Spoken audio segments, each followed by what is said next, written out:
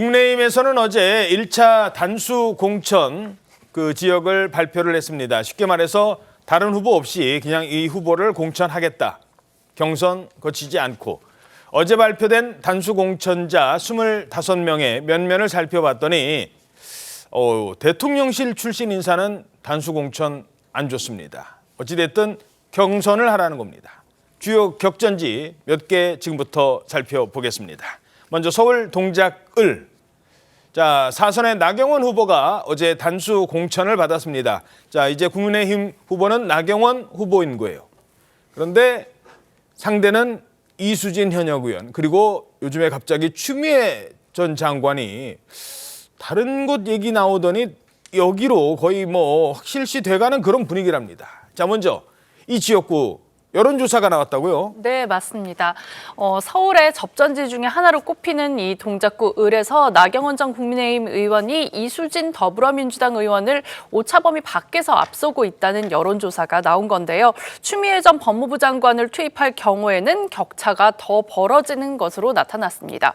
지난 9일 펀앤드마이크에 따르면 여론조사 업체 주 리서치앤리서치와 여론조사 공정위 의뢰를 해서 지난 2월 6일과 7일 이틀 동안 동작구 을 성인 501명을 대상으로 무선 ARS와 무선 전화 면접 방식으로 벌인 조사인데요. 예? 나경원 대 이수진, 이 가상 양자 대결을 할 경우 지지율을 조사해 봤더니요. 나경원 전 의원이 47.9%, 이수진 의원이 39.0%로 8.9%포인트 차가 났습니다.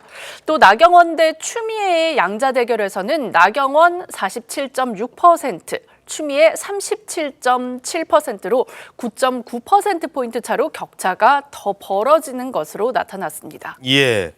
자, 먼저 나경원 대 이수진 또는 나경원 대 추미애 누가 될까요? 어떻게 전망하십니까? 글쎄요, 제가 봤을 때는 지금 일단 지금 방금 보여준 이 여론조사 수치로는 사실 이수진 의원이 더 경쟁력이 있어 보이지 않습니까? 그럼에도 불구하고 저는 민주당이 이수진 카드보다는 추미애 카드를 꺼낼 가능성이 좀 더 높지 않을까라는 생각이 듭니다. 왜냐하면 사실 지난 4년 전 이 지금 나경원 의원을 당시 나경원 의원을 거꾸로 들인 사람이 바로 이수진 의원이었잖아요. 소위 말하는 자객 공천을 통해서 이 카드가 먹혔지만 이번에는 이 자객의 효과가 많이 떨어졌다고 아마 민주당은 판단할 가능성이 높다는 것이죠. 사실 이수진 의원이 사실 4년 전에 딱 등장할 때 일종의 뭐랄까요, 정치적 상징이 이 사법부 블랙리스트의 피해자, 또 이 사법부의 여러 가지 불공정성을 깨는 데 앞장섰던 여전사, 그런 이미지로 나왔는데 알고 보니까 사법부 블랙리스트의 그 명단에 정작 이수진 의원은 없더라. 예. 그런 부분도 있고, 또 하나는 이 의정 활동을 통해서도 여러 가지 구설수에 휘말렸던 거거든요. 우리가 지난주입니까? 한번 보여줬던 이수진 의원이 왜 자신이 해외 출장 자기는 왜 뺐냐? 거기에 대해서 막 이렇게 따지는 그런 모습들, 그런 부분들이 상당히 많이 희화되면서 이수진 의원이 상당히 어떻게 민주당 입장에서는 나경원 의원에게 맞장으로 보내기에는 조금은 정치적 체급이 약하다고 생각할 것 같아요. 그렇다고 한다면 아마 추미애 카드를 낼 가능성이 높다. 사실은 일각에서는 추미애 전 장관을 송파갑에 지금 전략 공천하는 방안이 있었다고 그러는데 추미애 전 장관이 노했다고 그래요. 본인 입장에서는 아무래도 거기 당선 가능성을 거는 것보다도 급이 누구냐, 상대가 누구냐를 봤을 때 최소한 자기가 봤을 때는 이 지금 보수의 차기 이 주자 중에 여성으로는 탑을 찍고 있는 나경원 전 의원 정도는 돼야 내가 한번 붙어도 나경원 정도는 돼야지. 돼야 그래서 설사 내가 진다 하더라도 타격도 좋고 이기면 내가 다시 정치적 존재감을 보여주면서 화려하게 롤백할 수 있겠다는 그런 생각을 할 가능성이 높다. 그렇다고 한다면 사실 이 추 전 장관에 대한 공천에 대한 문제도 사실 정권교체에 대한 책임론 또 맞물려 있기 때문에 민주당 입장에서는 아무래도 이 나경원 의원하고 그러니까 붙이는 쪽으로 가면 그런 논란에서도 좀 자유로울 수 있다는 그런 판단할 가능성이 높다는 것이죠. 그렇군요. 물론 아직 민주당에서 어떤 움직임인지, 근데 민주당 움직임은 잠시 다시 전할게요.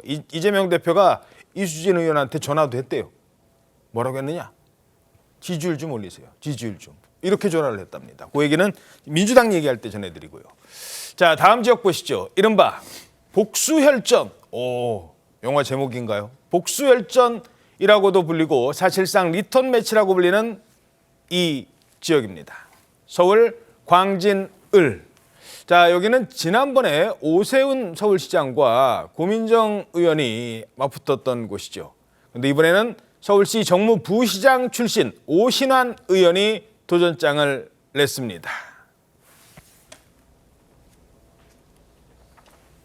자, 두 사람의 모습 저렇게 나오는데, 자, 송국권 국장님, 네.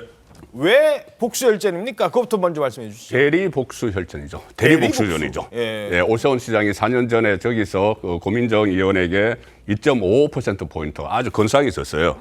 근데 서울시장이 됐으니 출마를 안 하지 않습니까? 그러니까 정부 부시장을 했던 오세훈 시장 밑에서 정부 부시장을 했던 그 오신환 그 전 의원을 내세우는 거예요. 그러니까 대리 복수전을 하는 건데 오신환 전 의원은 작년 5월에 이 부시장직을 넣으면서 바로 그 다음날 이사를 했습니다. 저쪽에 그 다음날 이사를 하면서 그때 언론에 뭐라고 했냐 하면 내가 여기 와서 우리 서울시장 오세훈 시장이 아끼는 지역이니까 내가 여기 와서 구토를 회복하러 왔다 이렇게까지 이야기를 했어요. 그리고 오세훈 시장이 권유가 있었다고 이야기를 했습니다. 예. 그러니까 오세훈 시장이 본인은 출마를 못하니 부시장을 했던 오신환 전 의원에게 당신이 가서 복수를 해다오 이렇게 된 거죠. 예. 그런데 저 지역이 지금 그 36년 동안 보수 정당에서 한 번도 국회의원을 배출을 하지 못했거든요. 36년 동안요. 예. 그런데 오신환 전 의원은 원래 관악을에서 2번 국회의원을 했는데 그 지역도 본인이 새누리당으로 그 19대 총선에서 당선되기 전에는 그 지역도 27년 동안 보수 정당의 후보 그 국회의원을 못 낸 곳이에요. 관악도 사실 예. 국민의힘 입장에서는 어려운 곳이죠. 그렇지 27년 동안 못 낸 곳인데 그러니 본인이 그곳에서 내가 당선돼서 2번이나 당선됐다. 그래서 이번에도 가서 보수 불모지지만 거기 내가 자신 있다 이런 각오를 지금 밝히고 있어서 결과를 좀 지켜봐야죠. 그렇군요. 자, 어찌 보면 불모지 전문가. 이 어려운 곳에 가서 늘 이기고 돌아오는 신화를 쓸지 이것도 지켜봐야 될 것 같습니다. 하지만 상대도 지금 만만치 않죠. 자, 다음은 서울 구로구로 자리를 또 옮겨보도록 하죠. 자, 여기는 사실상 민주당 강세 지역이었습니다.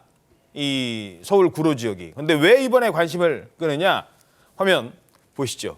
이른바 운동권 심판론 지금 화면 보시면 오른쪽은 뭐 이인영, 윤건영, 자 대표적인 뭐 86세대들이고 지난 문재인 정부 청와대에서 핵심 역할을 했던 그런 운동권 출신들의 대항마로 지금 나왔어요. 네, 그렇습니다. 지금 이게 단수 공천이 실현된 지역이 어제 보면 또 공교롭게도 한동훈 위원장이 사실 초반부터 내세웠던 운동권 심판론, 그 86세대 청산론에 어떻게 보면 그 대표 주자들이 현역으로 있는 곳이거든요. 예. 구체적으로 이제 구로갑 같은 경우에는 지금 이인영 의원 같은 경우에 전대역 1기 의장 출신입니다. 그리고 그 지역에서 4선을 했고 이 지역이 그 YTN 앵커를 지낸 그 호준석 후보를 단수 공천을 했습니다. 아무래도 예. 이제 전문성 있고 대중성 있는 그런 인사로 한번 이제 기존의 아성을 깨보겠다 이제 그런 그 구도로 보이고요.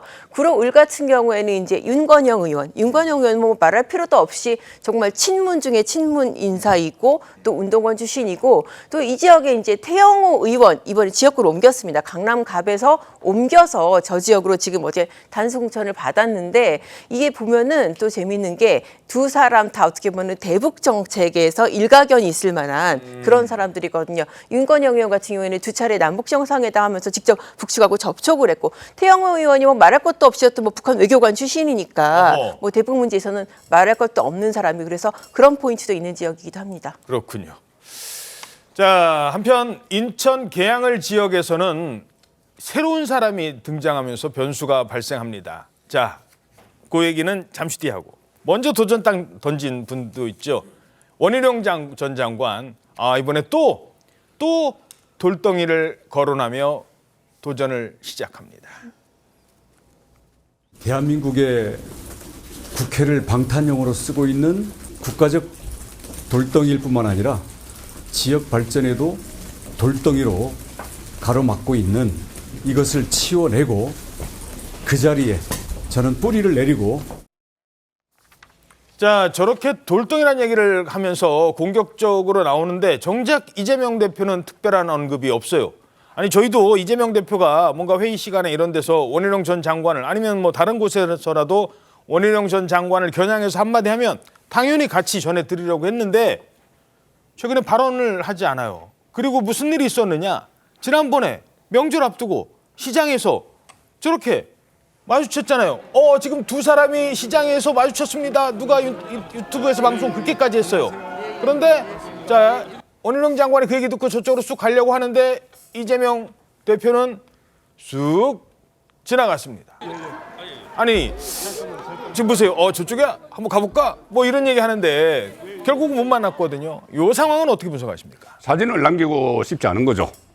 두 사람이 같이 만나서 악수하는 사진을 남기면은 그 순간에 이재명 대표는 민주당 대표라기보다 개항을 후보가 돼버립니다. 개항을 후보가 돼서 두 사람의 맞대결 구도로 이렇게 되고 또 특히 그때 되면 또 대장동 이슈가 또 번질 수가 있어요. 대장동 일타 강사 이렇게 하고 있으니까. 그러니까 애써 무시를 하는 건데 조금 전에 저희들이 이야기했던 예를 들어서 조국, 이준석이 뭐 한동훈을 공격을 하는데 한동훈은 이재명을 공격하고 이재명은 윤석열 대통령을 공격하잖아요.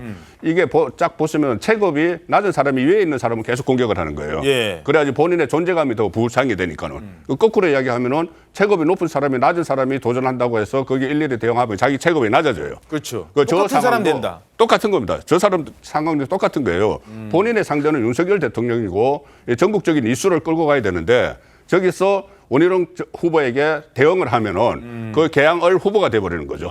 그 전국적 이슈에서는 오히려 밀려버리는 그런 상황을 감안을 하기 때문에 전부 다 계산에 의한 행동이라고 봐야 됩니다. 예. 자 그렇게 계산을 해서 애써 무시 전략을 하고 있었더니 이번엔 또 한 사람이 등장했습니다. 제가 반드시 토론에 나가서 이재명의 두 얼굴을 낱낱이 보여드리고 이제 이재명 대표와 TV 토론에서 만나게 된다면 좀 제가 TV 토론에 나가면은 할 말이 굉장히 많습니다. 예, 왜냐하면 겪은 일이 10여 년간 한둘이 아니지 않겠습니까? 그거를 제 앞에서 제 눈을 똑바로 보고 어떻게 말하는지 보고 싶습니다. 국민들한테 사과할 의지가 없는지, 그 다음에 진실로 본인을 범죄인이 아니라고 생각하는지 묻고 싶습니다. 자 이제 유동규 전 본부장까지 나오겠다는 겁니다. 자 이러자 국민의힘도 좀 생각이 많아지는 것 같아요. 한동훈 위원장이 유동규 전 본부장 출마 선언에 에이 하면 안 되지 또 이런 얘기는 안 해요. 그런데 이런 평가를 내놨습니다. 지금 이렇게 여러 개의 재판을 받고 있고 정말로 많은 이 문제가 있는 분이 민주당을 완벽하게 장악하고 있고 또 거기 출마한다는 것에 대해서 이게 굉장히 우스꽝스러운 상황이거든요. 그러니까 그런 평소에는 생각하지 못했던 상황들이 자주 발생하는 것 같습니다. 그건 유동규의 책임이 아니라 이재명의 책임입니다. 그건 유동규의 책임이 아니라 이재명의 책임인 거예요. 어떻게 들으셨습니까? 뭐 상당히 일리 있는 지적이라고 저는 생각합니다. 예. 사실 뭐 지금 뭐 만약에 정치를 하지 않았던 분이 본인이 상당히 그러니까 의원직에 도전하겠다 생각하면 당선 가능성이 좀 더 높은 곳으로 가는 것이 상례잖아요. 그렇다고 한다면 유동규 씨 같은 경우는 아무래도 본인의 일종의 본거지가 성남이라고 한다면 성남 쪽으로 가는 게 맞는데 예. 성남도 아니고 서울도 아니고 그것도 인천의 계양으로 간다? 오직 그거는 뭐 이재명 대표 잡겠다는 이야기밖에 더 아니잖아요. 그렇다고 한다면 이재명 대표를 왜 잡아야 될 것이냐. 소위 말하는 대장동 비리와 관련된 재판에 지금 이렇게 서로 인연이 악연으로 바뀌어버렸잖아요. 예. 그렇기 때문에 오직 단 한 사람, 나는 오직 한 명만 때린다, 팬다. 그런 작전이죠. 그래서 이재명 대표의 여러 가지 아킬레스건이라고 볼 수 있는 대장동 비리 문제를 나는 집중적으로 공세할 거야 라고 생각이 드는데 할 거라고 본인이 이야기를 하고 있잖아요. 근데 본인이 이야기했던 토론에 나가겠다고 하는데 문제는 토론에 나갈 수 있을지 저는 그게 좀 궁금해요. 토론회가 성사가 될 수 있을까요? 네, 그 원내 정당이 아니잖아요. 지금 자유통일당 후보로 나가기 때문에. 아하. 그러면 사실은 이 후보가 이 지금 공인된 그 여론조사 기관의 5%의 지지율을 넘어서야 되거든요. 당장 5%의 지지율을 넘어서야만 초청의 대상이 되는 거예요. 예. 그렇기 때문에 물론 뭐 이재명 대표가 그 토론을 깊이 할 수 있어요. 깊이 하면 또 가태료를 물어야 되기 때문에 그렇게 깊이 하지는 않을 거라고 봅니다만 과연 5%를 넘어가느냐가 하나의 뭐 지켜볼 대목인데 어쨌든 상당히 이 상황을 지켜보는 국민들의 눈에는 코미디로 보이는 건 분명한 것이고요.